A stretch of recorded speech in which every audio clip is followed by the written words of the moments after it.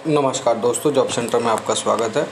Railway, group D और railway की नौकरियों के अलावा अन्य सरकारी नौकरियों की जानकारी इस चैनल पर मिलती रहती है। तो अगर आप इस चैनल पर नए हैं तो प्लीज़ चैनल को लाइक करें, शेयर करें एंड सब्सक्राइब करें और अप टू डेट रहें। तो आइए हम बात करते हैं रेलवे अप्रेंटिस भर्ती 2023 के बारे में, जो अभी नई भर्ती आई है वेस्टर्न रेलवे मुंबई से, जिसके अंदर कुल 3624 पद हैं, जो एक बहुत बड़ी भर्ती है।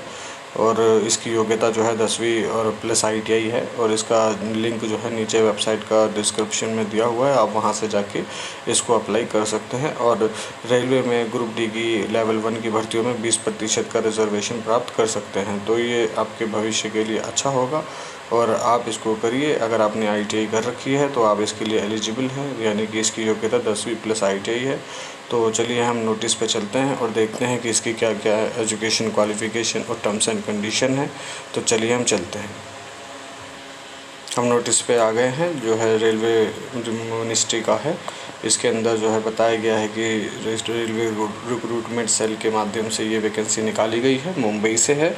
और जो है इसका हेडक्वार्टर मुंबई में ही है। RRCWR की जॉब है, जिसकी ओपनिंग डेट जो है आप देख सकते हैं कि इसकी ओपनिंग डेट 27/6/2023 को है। और ये 11 बजे, दिन के 11 बजे से शुरू हो जाएंगे और 26/7/2023 तक रात के जो है 5 बजे तक, यानी शाम 5 बजे तक रहेगा। ये इसकी ऑफिशियल वेबसाइट है, जिसका लिंक आपको डिस्क्रिप्शन में दे दिया जाएगा। ऑनलाइन एप्लीकेशन इसमें होंगे सारे के सारे, और आपके पत्राचार का माध्यम भी ऑनलाइन रहेगा। जो भी कुछ भी होगा वो आपको ईमेल के माध्यम से बताया जाएगा। तो इसीलिए आपके पास एक वैलिड ईमेल ID होनी चाहिए। और टोटल 3624 पोस्ट हैं। 27 तारीख से जो है इसका आवेदन स्टार्ट है, 26 तारीख इसकी लास्ट डेट है। तो चलिए हम आगे देखते हैं कि इसके अंदर क्या है। इसके अंदर एक ईमेल ID जो है कंपलसरी है, आपकी ईमेल ID होनी चाहिए। और बाकी इसमें जो है हम मुख्य बातों को ध्यान से देख लेते हैं जिसके अंदर जो भी है। तो इसके अंदर इस बात को अगर हम नोटिस करेंगे तो इसके अंदर बताया गया है कि आपको अप्रेंटिस करने के बाद ओपन मार्केट से 1800 ग्रेड पे से लेके जो है 56,900 बेसिक पे तक की वैकेंसी में रिजर्वेशन दिया जाता है। यानी लेवल 1 की हाईएस्ट बेसिक है और ये लेवल 1 की लोएस्ट बेसिक है। यानी इसकी वैकेंसी में 20% रिजर्वेशन दिया जाएगा अगर आप सक्सेसफुली नेशनल अप्रेंटिस सर्टिफिकेट प्राप्त करते हैं, यानी कि ट्रेनिंग को पूरा करते हैं। वेस्टर्न रेलवे की वैकेंसी है, 3624 जो है पोस्टें निकली हुई हैं। आप इसमें अप्लाई करेंगे तो जो है आपको मिनिमम जो एज क्राइटेरिया की बात करते हैं तो एज जो है 15 साल से लेकर 24 साल की होनी चाहिए। आपको SC ST OBC है तो जो है OBC हैं तो 3 साल और SC ST OB हैं तो 5 साल। और अगर आप जो है डिसेबल्ड कैंडिडेट है यानी PWBD हैं तो आपको जो है 10 साल की छूट दी जाएगी। उसी तरीके से एक्स सर्विसमैन में 10 साल की छूट दी जाएगी। आगे हम बात करते हैं, ये सब वार्ड ऑफ एम्प्लॉय की है। जैसे कि एक्स सर्विसमैन को रिजर्वेशन दिया जाता है, ये डेट है। इसके बीच में आपकी अगर आप UR हैं तो आप जो हैं आप 26/7/1999 के से पैदा हुए हों, 2008 के बाद ना पैदा हुए हों। इस तरीके से टर्म्स एंड कंडीशन है वो आप अपनी एज के हिसाब से देख सकते हैं। एसेंशियल क्वालिफ़िकेशन की बात करें तो 21/6/2023 तक आपकी जो है 10th पास हो जाने चाहिए और ITI आपके पास होना चाहिए। SCVT से है, NCVT से है, कोई मायने नहीं रखता है। ITI आप जिस ट्रेड में है आप अप्रेंटिस भी उसी ट्रेड में अप्लाई करेंगे। तो ये वही बताया गया है कि फ़िटर अगर आप अप्रेंटिस करना चाहते हैं तो आपके पास फ़िटर की ITI होनी चाहिए। वेल्डर से करना चाहते हैं तो वेल्डर की ITI होनी चाहिए। टर्नर से करना चाहते हैं तो टर्नर। उसी तरह वायरमैन से वायरमैन। सिर्फ इसमें एक ही एग्जेप्शन है जिसके अंदर कहीं कहीं पर कोपा को पासा बोल दिया जाता है। ये पासा है, ये कोपा है, ये दोनों ही एलिजिबल है, यानी कि दोनों एक ही चीज़ हैं। तो आप देख सकते हैं कि यानी जिसमें आपको अप्रेंटिस करना है उसी में आपको होना चाहिए। और अगर किसी का रिज़ल्ट पेंडिंग है तो वो अवेटेड है तो वो भी नहीं इसको भर सकता है, जो फेल है वो भी नहीं भर सकता है। और डिप्लोमा या BTech जो भी हैं वो भी नॉट एलिजिबल है। तो ये मोटी मोटी हम बातें इसमें बता देते हैं जो ज़रूरी है और उसी से आधार पर फॉर्म भरा जाएगा।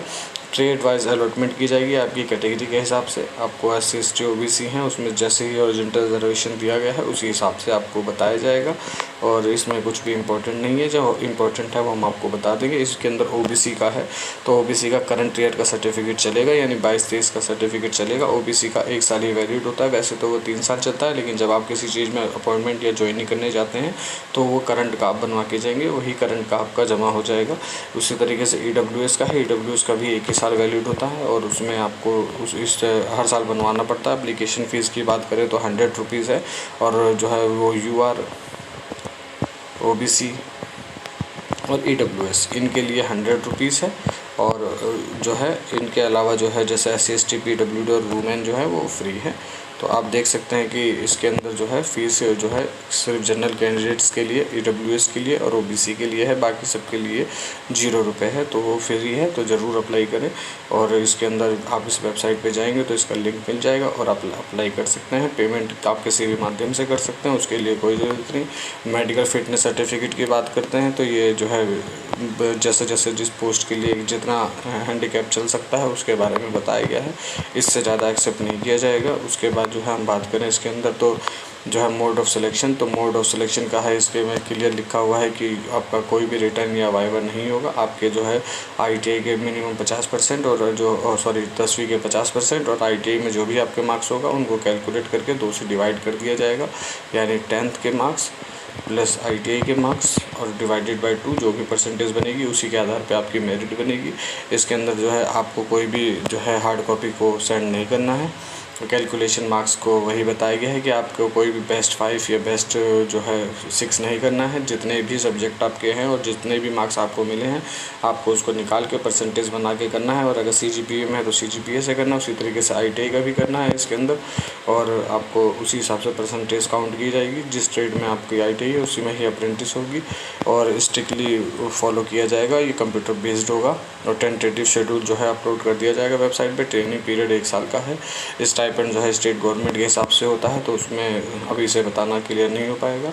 और मोड ऑफ़ एप्लीकेशन आपको मालूम है कि जैसे कि आपको इस वेबसाइट पे जाना है और ऑनलाइन अप्लाई करना है। आपको अपने मार्क्स अपलोड करने हैं, ITI के मार्क्स अपलोड करने हैं, 10th के और सर्टिफिकेट को अपलोड करना है और आप अप्लाई कर दिए जाएंगे। आपको एक ट्रेड के लिए ही एप्लीकेशन देना पड़ेगा और एक ही वर्कशॉप के लिए एप्लीकेशन पर देना पड़ेगा। ऐसा नहीं कि आप बहुत सारे ट्रेडों के लिए या बहुत जगह एप्लीकेशन में कर सकते हैं। आपको मोबाइल नंबर और ईमेल आईडी बहुत ही ज़्यादा कंपलसरी है। आपको सारा पत्राचार उसी पे किया जाएगा। डॉक्यूमेंट अपलोड की बात करें तो जो है डॉक्यूमेंट इसके अंदर आपको 10वीं की मार्कशीट करी जाएगी जो डेट ऑफ बर्थ में भी काम चल जाएगी, और ITI की मार्कशीट कंसोलिडेटेड मार्कशीट अपलोड की जाएगी। कंसोलिडेटेड का मतलब होता है कि उसके अंदर आपको दोनों मार्कशीट आपको चारों मार्कशीट को इंक्लूड करके आपकी एक मार्कशीट बनाई जाती है, वो अपलोड करनी पड़ेगी। उसके बाद सर्टिफिकेट अपलोड करना पड़ेगा ITI का, कास्ट सर्टिफिकेट अपलोड करना पड़ेगा। अगर आप डिसेबल्ड है तो disability certificate, discharge certificate, ex service man है तो ये आपके लिए तो ज़रूरी नहीं है। तो ये सब अपलोड करने के बाद आपको 10th की मार्क्स आपको जो है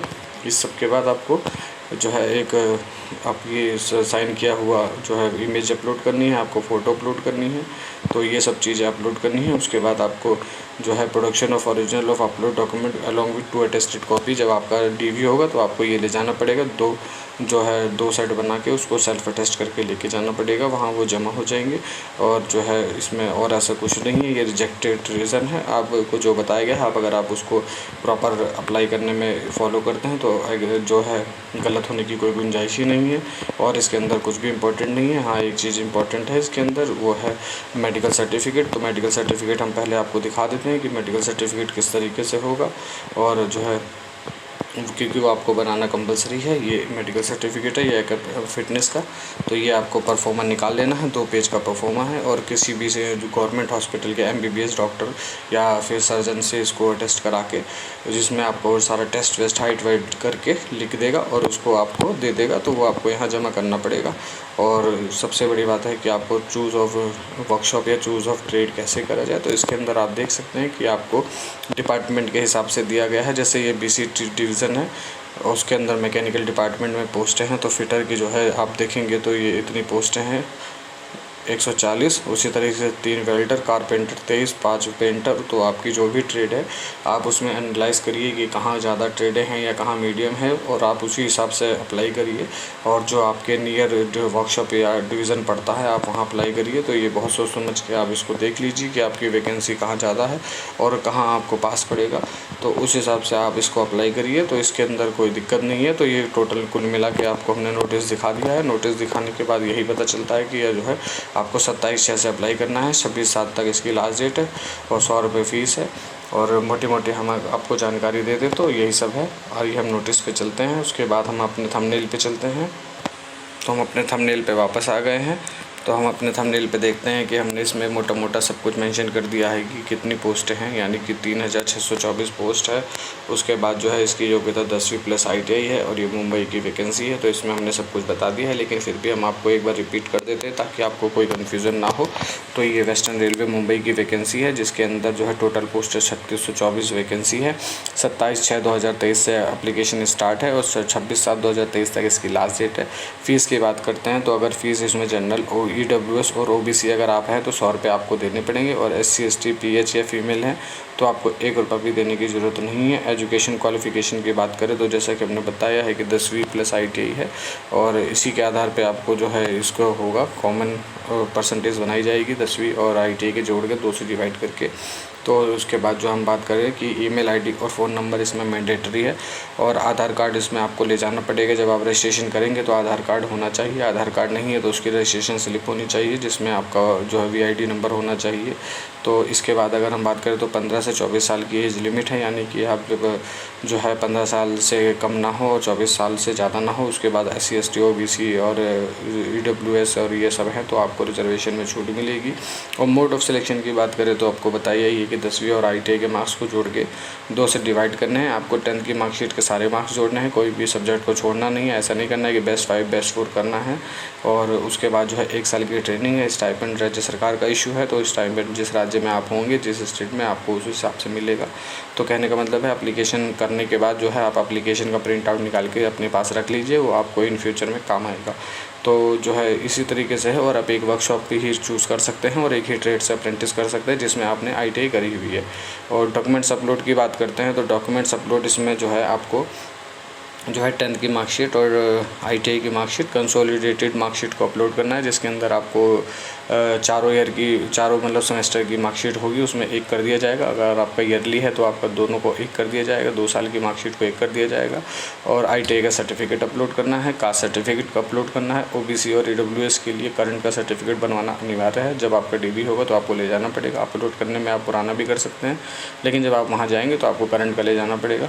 उसके बाद जो है आपको साइन और फ़ोटो अपलोड करनी पड़ेगी और आपका एप्लीकेशन फॉर्म कंप्लीट हो जाएगा। आप उसका प्रिंट निकाल के अपने पास इन फ्यूचर के लिए रख लीजिए, और ईमेल ID और मोबाइल नंबर चालू रखिए। कोई भी अपडेट होगी आपको भविष्य में तो वो आपको उसी पे ही दी जाएगी, और किसी माध्यम से आपको अपडेट नहीं दिया जाएगा। कॉल लेटर नहीं आएगा, आपका ऑनलाइन एडमिट कार्ड ही आएगा या कॉल लेटर आएगा, वो आपको ईमेल पे या मैसेज में आ जाएगा।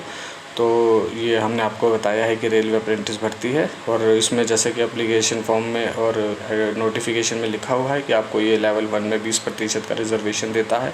यानी अगर आप अप्रेंटिस की ट्रेनिंग सक्सेसफुल पास कर लेते हैं तो आपको 20% का रिजर्वेशन दिया जाएगा ग्रुप D की वैकेंसी में, यानी लेवल 1 की वैकेंसी में। तो आई होप सो आप समझे होंगे। वेबसाइट का लिंक हमने डिस्क्रिप्शन में दे दिया है, तो आप डिस्क्रिप्शन में जाइए और लिंक पे क्लिक करिए और अप्लाई करिए फॉर्म को, और जिस हिसाब से हमने आपको बताया उसी हिसाब से करिए। आपका रिजेक्ट होने का चांस बहुत ही कम हो जाएगा। आई होप सो आप समझे होंगे। और अगर आप इस चैनल पे नए हैं, जॉब सेंटर चैनल पर, तो आप जो है इस चैनल को लाइक करें, शेयर करें, सब्सक्राइब करें। अप्रेंटिस की जानकारी इस चैनल पे ज़्यादातर मिलती रहती है, और अन्य भी सरकारी नौकरियों की जानकारी मिलती रहती है। तो अगर आप चैनल पर नए हैं तो प्लीज़ चैनल को लाइक करें, शेयर करें और ज़्यादा से ज़्यादा शेयर करें। थैंक यू, धन्यवाद।